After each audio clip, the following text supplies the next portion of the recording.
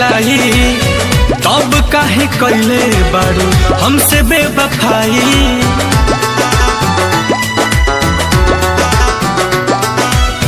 नाम तोहर लिखले रही काट के कलाई, तब काहे कैले बारू हमसे बेवफाई।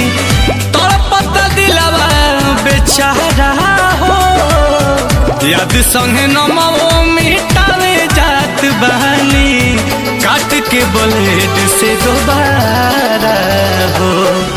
याद संगे नमो मिटावे जात बहानी, काट के ब्लेड से दोबारा हो।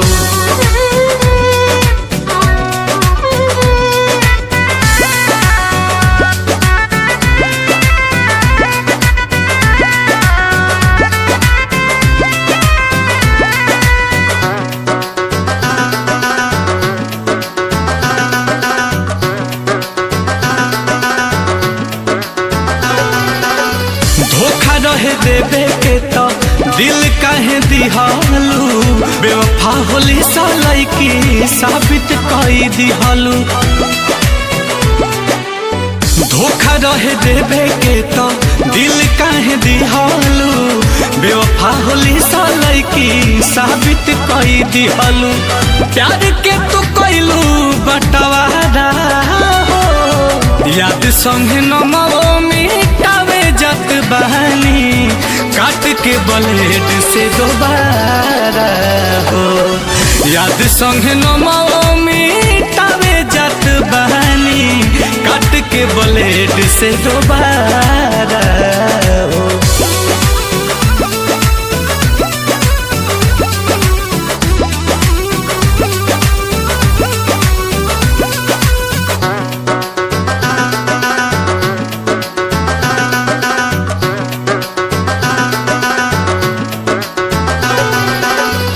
बड़ुए उम्मीद की तू पैबू सुकून हो, देख के बहुत नील कमल के खून हो।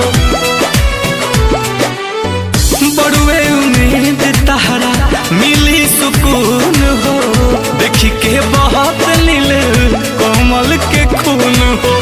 आंसू भी बना कौनो चारा हो, याद संगे नमो मिटावे जात बहानी, काट के ब्लेड से दोबारा हो। याद संगे नमो मिटावे जात बहानी, काट के ब्लेड